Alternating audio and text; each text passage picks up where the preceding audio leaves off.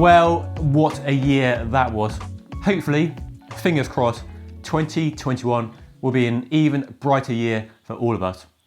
Now, despite the challenges facing the bike industry from the COVID-19 pandemic, there's no letting up in the number of new bikes and products being announced.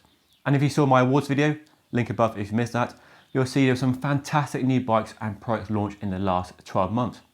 So, what can we expect from 2021? Well, I don't expect the pace of development of new launches to slow down at all. In fact, I think the bike industry might ramp it up to try and meet the demand from cycling at the moment. So in this video, I'm going to share my predictions of what I expect to see and what I want to see.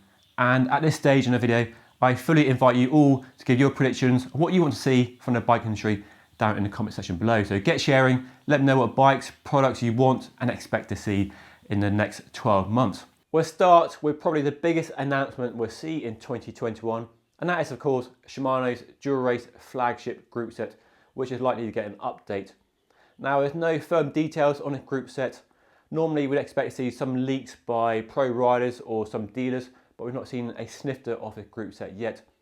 The most detail we have on a new group set are some patents that were unearthed a few months ago. I linked that video above. I think it's safe to say that Shimano's Dura-ace will be a wireless group set. SRAM have shown a popularity and demand for an electronic wireless group set. So I think it's likely that Shimano will follow in SRAM's footsteps and turn a Di2 group set into a wireless group set. How they do that remains to be seen, but I'm sure they have some clever technology up their sleeves for that. And then I fully expect it to be a 12-speed group set, moving on from 11-speed of the current setup, following with SRAM and Campag's lead in 12-speed with their latest group sets. They have the 12-speed technology over on their mountain bike side with a new micro-spline free hub using a tiny 10-tooth sprocket. And when it comes to cassette designs and ratios, I don't really expect them to do anything radical like SRAM. I expect them to use that 12th sprocket to fill in the gaps on the increasingly bigger cassettes that we're seeing. So we've come a long way from 1123 or smaller being the standard cassette to 1130, 1132, 1134 even on some group sets. And as you increase the size of that bigger sprocket, the gaps between each sprocket get bigger and bigger. And that's a big downside to one by, as we all know. So adding an extra sprocket allows them to tighten up the ratio steps on that cassette, giving that big overall range, but a nice smooth cadence steps you want. The way the market is going, electronic group sets and hydraulic disc brakes seem to be the dominant choice, especially at the mid to top end of the market. So I expect to see Shimano develop their disc brakes even further. A lighter weight will be good, and more adjustability and setup will be really good. So bike point adjustment, lever reach adjustment, and easier adaptability from the app like you can with SRAM's ETAP group set would be really good to see. So some refinements to disc brake technology would be appreciated. The other big question is whether Shimano will support mechanical group sets and rim brakes with a new version of Dura-ace. And I fully expect them to come out with a new version of their mechanical rim brake group set. Because although disc brakes and electronic gears are really popular, at the high end especially, there's still lots of love from myself personally for a good mechanical group set and rim brakes as well. So I expect them to come out with something in that arena. It wouldn't be too hard to support that whilst also focusing on electronics and disc brakes, which we expect them to do with this new group set. So that's Shimano. What can we expect from SRAM in 2021? Well, the American company had a quiet 2020, it has to be said, with the main update on their group set side being their force wide ETAP group set with a wider range cassette, smaller chain rings for easier climbing. I reviewed that, link above if you missed it. So for 2021, what I'd love to see from SRAM is a brand new 12-speed mechanical disc brake group set, an update to Red and Force, which are probably some of my favourite group sets of the last 10 years. You can still buy SRAM's Red 11-speed mechanical group set, but there's no update that we've seen in the last few years. They're clearly investing heavily in ETAP. That's clearly where they see their future. But it'd be fantastic if they put some of their development time into an update to the Red mechanical group set. Bring some of that 12-speed technology over to the group set, keep the low weight and simplicity of mechanical shifting. I think it would be a no-brainer win-win, and I'd happily buy a group set. So that's SRAM road performance. For SRAM gravel, I think there's a real opportunity, a missed opportunity in their lineup here, and hopefully they address that in 2021. So for gravel, you can either go Force or Red 2x with a new wide setup, or if you want the ultimate setup, you have to mix and match from their mountain bike Eagle setup with a massive 1050 cassette and a single ring on the front, which they call a mullet setup. Now, I rode that earlier this year, link above if you missed it, and it's a fantastic group set, but the price is insane and it's still not the perfect gravel bike group set. So I think there's an opportunity between that setup and the current road setup, maybe using a 1042 cassette with an E-tap, that'd be ideal. Even more, quite a few years ago, they were very popular in the gravel cyclocross market with their fourth and rival 1x mechanical disc brake group sets, hugely popular. I rode loads of test bikes for about 3 years with this group set, using a 1042 cassette, then a 38 or 40 chainring to tailor it to your requirements. They haven't invested in that group set since. That'd be a great update. So 12 speed, mechanical, possibly electronic shifting option, 1042 cassette, different chainring options. I think that would be a prime update, given how popular, increasingly popular gravel bikes are becoming. That a gravel focused group set with that cassette option would be really appreciated myself and from all of you who are investing in gravel bikes in 2021. Those are my big group set predictions for 2021 then. But what about Campag, you say? A good question. Well, a few months ago they launched their Ekar 1x13 gravel bike group set, link above if you missed that. And I expect their focus to be getting that on more bikes, more OEM bikes, to get more customers buying the group set over Shimano or SRAM options. Hopefully we might see a cheaper version at the end of the year to make it more accessible. That'd be great to see, and some more chainring options and some more refinements. So yes, I think Campag will be focusing on gravel for 2021 in a really big way, try and get some market share. For the road side, they're currently at 12 speed with record and super record. They could conceivably go to 13 speed on the road side, but I don't really see that happening. But let me know what you'd like to see from Campag down below. So enough about group sets, onto bikes, and I expect to see quite a few new models being launched in 2021. And thankfully, the bike industry is fairly predictable, so it's quite easy to look at a range and see that bike ready for an update, that bike is due for an update. So most bike brands work to a 3 or 4 year model cycle, and say they have 3 models in the range. So an endurance bike, a lightweight bike, and an aero bike. They're usually fairly small teams, so they're working one at a time. It takes them 2-3 years to develop a new model. They're working one at a time. By the time they get to the lightweight bike, that endurance bike is well overdue for an update. And that is the case with Cannondale. So they launched their new System 6 aero bike and a Super 6 lightweight all-round now aero bike. And that leaves the Synapse, their endurance bike, well overdue for an update. So the current model, which is a fantastic bike by the way, I really like that bike, was launched back in 2017 for the 28 model year. I remember because I went to the launch in Lake Como in Italy, had a lovely, lovely time.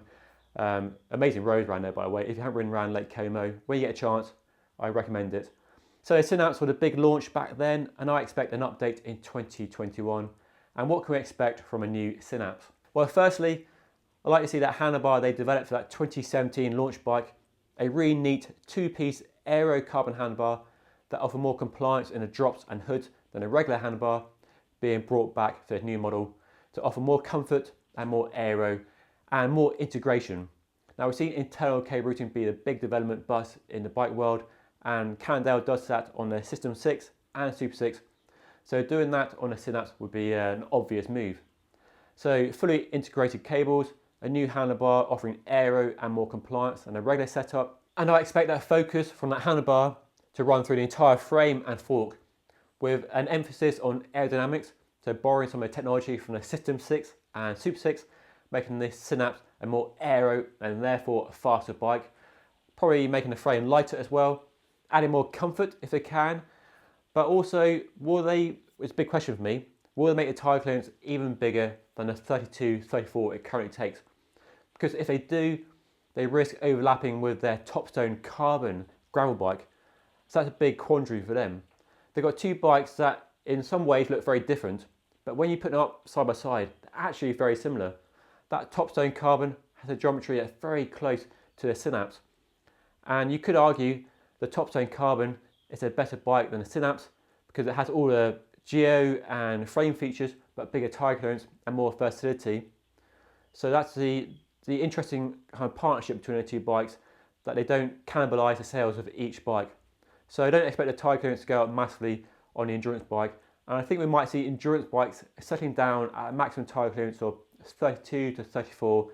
And above that, you go to a gravel bike for more tyre clearance. So that's my prediction on the Cannondale Synapse. Another endurance bike that definitely needs an update is the Canyon Endurace. So this year, or last year for 2021, they updated the Ultimate. It's not really an update, it's the same frame. And then they updated the Aero, which is a big update, but it still looks like the old bike. I've got the CFSL on review at the moment. Link above if you haven't seen that. So that leaves the Endurace as the last bike in their trio of bikes that needs an update. And here I expect, like the Synapse, a focus on making it faster, so some aerodynamic improvements, making it lighter, because lighter is always good, and improving the comfort. Now here, the Endurace isn't the smoothest riding bike. They have that really neat split seat post, but compared to a Domane or Roubaix, it's not in the same league when it comes to smoothness. But would I do something totally radical, something totally left field, and add suspension or flexible carbon, suspension seat post, suspension stem, something else, suspension fork, who knows? I think there's an opportunity for Canyon to do something really interesting and exciting and radical to Endurace to make it the go-to endurance bike if you're in the market for a bike that's good for long rides and pavé bashing, but also lightweight and fast and comfy. So that'd be an interesting move for them. But yeah, let me know what you'd like to see from that bike down below. 2021 will of course be the year of the gravel bike as they continue to get even more popular. So I expect to see more bikes being launched. And one bike brand that definitely needs to launch something into this space to better improve their offering to the market is Scott. They currently offer the Addict gravel bike, which is basically their Addict cyclocross bike modified for gravel use. But this is a company with a fantastic mountain bike division, loads of groundbreaking technology in the mountain bike world, and there is so much scope for bringing that mountain bike tech over to a gravel bike, but making it clearly a drop bar gravel bike and not a mountain bike in a really exciting way to give us more options for going off-road, but being fast on the road. So I think that's why gravel bikes and this category are so exciting, because there are no rules. You basically have a clean sheet of paper, you can do what you want and what you think the market and what you think the riders will accept and will buy. So plenty of exciting opportunities in the gravel bike market, and Scott, I reckon, definitely needs something. Hopefully the World Tour racing calendar will get back to normal. We had a really interesting truncated, compressed calendar in 2021. That's actually really exciting, and hopefully the bike world doesn't just go back to the traditional calendar 2021, although I think they will, but a real opportunity to shake it up and really make a more dynamic and more exciting race calendar. And there's been a few team and bike brand shuffles this year. There's always musical chairs at the end of the season. And Cervelo are now sponsoring the Jumbo-Visma team, replacing Bianchi at that top level World Tour team. And I think there's a great opportunity for them to update their R5. So the R5 has always been their go-to lightweight all-round bike. Back in the day, it used to be a super lightweight bike. And then in 2017, they made it an aero, sort of semi-aero bike with big fat aero down tube and some other neat features. And a really nice bike, I rode one, and it's a fantastic performance bike. But 2017, 2018, so 2021, ready for an update, and with a new Pro Tour team sponsoring a launch early season or at Tour de France, if that happens, will be the perfect showcase for new technology. From actual nailed on new product launches to more trends I see happening in 2021. We all remember that Specialized Aethos at launch last year. So a super lightweight, a bike that put ride quality first and foremost and wasn't aero and wasn't designed for racing. It's an interesting bike, got a lot of headlines for the price, but I think the bike, the ride quality and the weight were really interesting. And I do wonder how that might influence other bike brands in the industry to replicate that type of bike for people of a certain age perhaps, or a certain disposition who aren't about racing, but still value performance when it comes to weight and stiffness, but want fantastic ride quality, want a bike that probably splits the difference between a road race bike and an endurance bike. And I expect to see more bikes along the lines of the Aethos being launched. When a company like Specialized does something like that, it's a bit like the Apple effect. When they see something being made possible and the market reacting mostly positively to it, apart from the price tag, it gives the confidence to other bike brands to do something similar. So I do expect to see other bikes along the lines of the Aethos. Now the Aethos is a super lightweight frame, but of course lightweight frames are nothing new. But we shouldn't undermine how impressive that weight was. for a disc brake frame to be as light as it is. It's very remarkable. And what I wonder is, will this frame reignite, reawaken the arms race for weight weenie bike brands to really push the boundaries of a super lightweight disc brake frame, go back 5-10 years when bike brands were competing on super lightweight bikes. We had the likes of the Mondo being launched and other super lightweight bikes.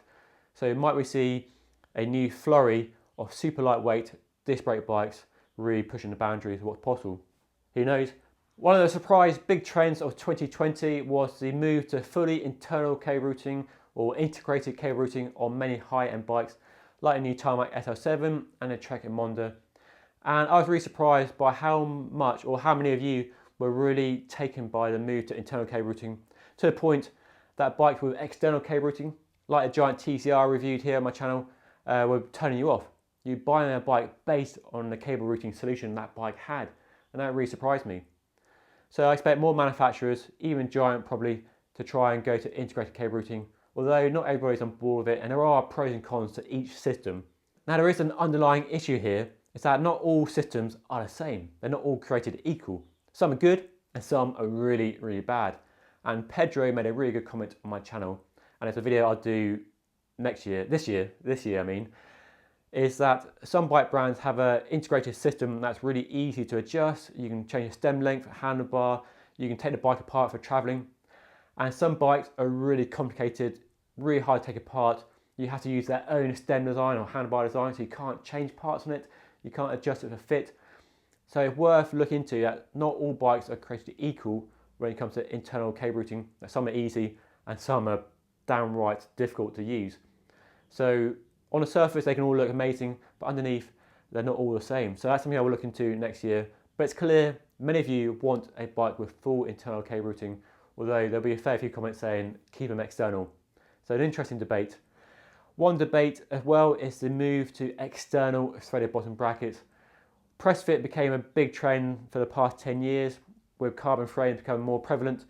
A bigger shell made a stiffer frame, easier manufacturing as well. And many of you have been burnt by bad experiences with press fit bottom brackets, creaking, and replacing them using the tools when you hammer them out is hardly the most enjoyable experience, especially if you're a home mechanic. And quite a few brands are now moving back to external threaded bottom brackets. The likes of Specialized have moved back to 68mm external threaded, and Trek are using the new T47. Well, it's not new, developed by Chris King and Argonaut bike brand a few years ago, and that's been adopted. And that's like oversized, like a press fit, but it's threaded as well. So the best of both worlds, you get a big BB, but you get threaded shells, so easier maintenance. So I expect to see more bike brands going back to external threaded, because like cable routing, it's becoming a buying factor for many of you, not buying a bike because of the press fit bottom bracket on it, and that's fair enough. So that's another big trend in 2021. What other trends can we expect in 2021? Well, I think sadly we're going to see more supply issues and more price increases going into the first half of the year, especially here in the UK with Brexit creating loads of disruption. But hopefully all that will settle down, fingers crossed, and get back to a place where the prices are more stable, hopefully come back down again, and supply issues become better. So many of us want to buy a new bike, can buy a new bike without the issues we've had for the past 6 months, 8 months.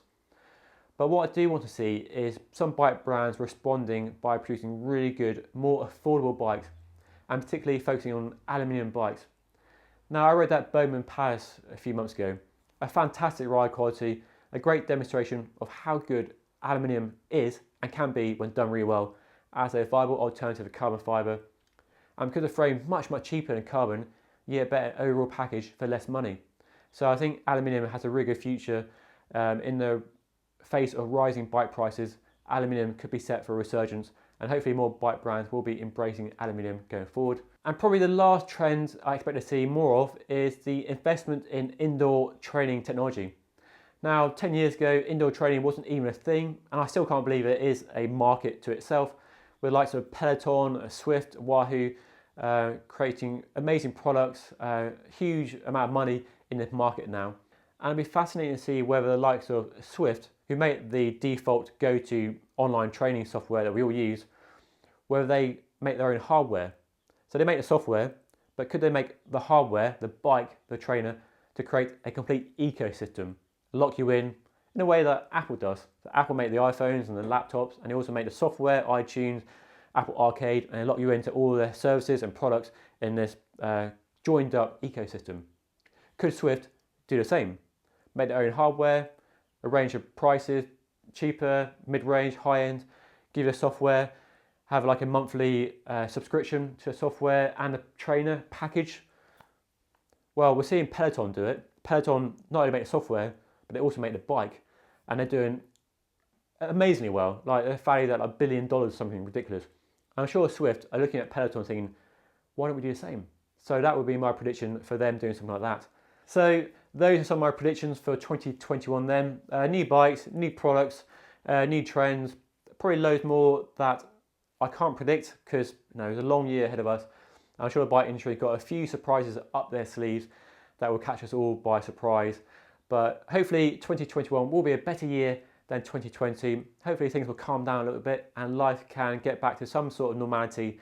And hopefully racing will resume, events will resume, because that's one thing I really missed in the last year. I really missed going to events, meeting people, meeting you guys at rides and events, and hopefully we'll get out and about a lot more this year. I keep saying next year, but this year, yeah, because that's one thing I really missed, and I'm sure you've all missed it as well.